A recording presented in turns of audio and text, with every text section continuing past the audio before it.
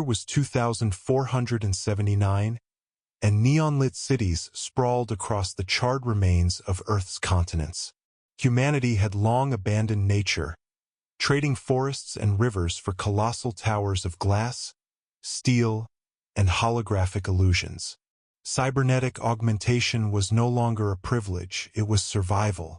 Men, women, and even children bore chrome limbs, ocular implants, and neural boosters to thrive in the mechanized chaos. Above this shimmering dystopia floated the bastions of power, the megacore. Titans of technology and bioengineering, they ruled humanity from the clouds, literally and figuratively. Citizens on the ground, crammed into endless labyrinths of decay and steel, knew only one truth. To live was to fight, to augment was to exist. Deep beneath New Tokyo, in a lab funded by the mysterious Wraith Corporation, an experiment twisted into nightmare. Scientists had unearthed something ancient, something not of this earth. Encased in black stone and drifting in the asteroid belt, a dormant organism was found and foolishly brought back for study. They called it Specimen X001. It was sleek, black as midnight, and eerily beautiful. Its glistening body was a fusion of organic terror and biomechanical perfection. The creature was a xenomorph, an apex predator designed by evolution to exterminate and adapt. The scientists' hubris knew no bounds. They believed they could control it, weaponize it, splice its genes into the next generation of super soldiers. They were wrong. Specimen X001 woke in the lab's cryochamber, its instincts screaming. Born to hunt, it ripped free from containment, slashing through reinforced steel with claws sharper than monomolecular blades. Within minutes, the underground facility was drenched in blood and panic. Security drones unleashed bursts of plasma, but the xenomorph danced through them, a shadow of death. It adapted with terrifying speed, learning, countering, evolving. In the hours that followed, the infection spread. Somehow, the xenomorph spawned others. Some whispered of parasitic implantation, of monstrous births from human hosts. By morning, the first reports leaked to the surface. A black plague surging through the underbelly of New Tokyo. The megacore responded with characteristic efficiency. Denial, suppression, and annihilation. They deployed their best cybernetic enforcers, elite cyberpunks armed with cutting-edge tech. Hackers, mercenaries, assassins, enhanced beyond humanity. Banded together, for if New Tokyo fell, the entire global network of city-states could collapse. Leading the resistance was Kira Vox, a legend even among the augmented. She was more machine than flesh now, her body a masterpiece of engineered perfection. Her silver hair glowed faintly in the neon darkness, and her cybernetic eyes saw spectrums invisible to ordinary men.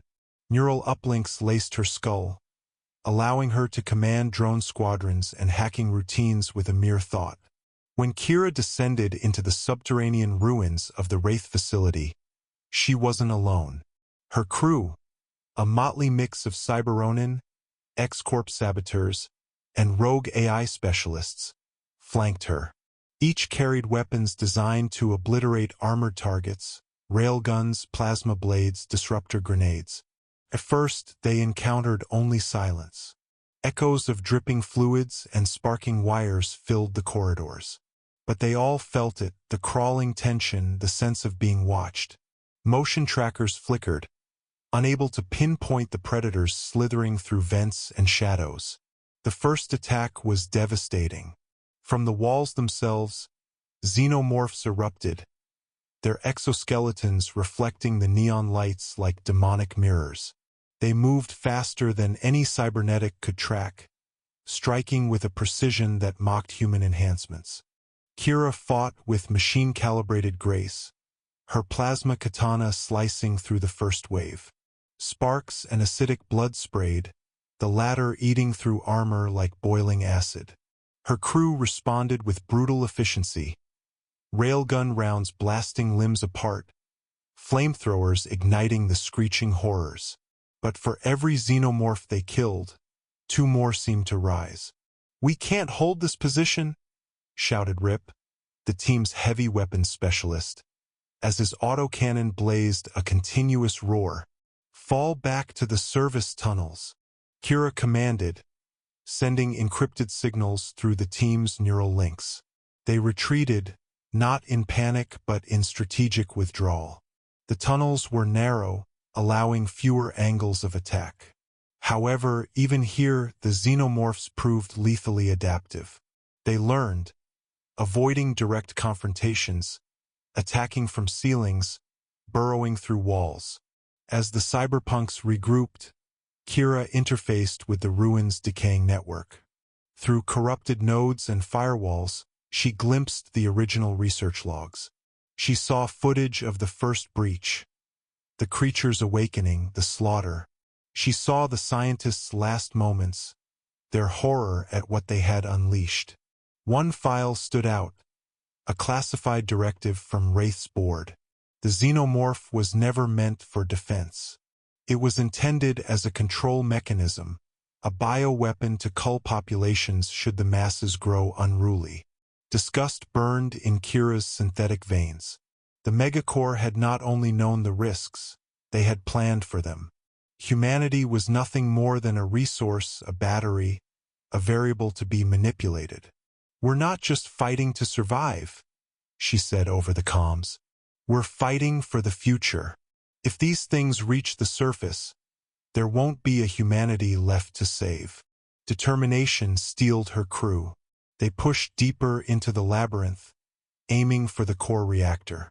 If they could overload the facility, they could incinerate the infestation before it spread. The descent was hellish. They lost Rip when a xenomorph the size of a small hovercar ambushed them, pinning him beneath a mound of debris before eviscerating him.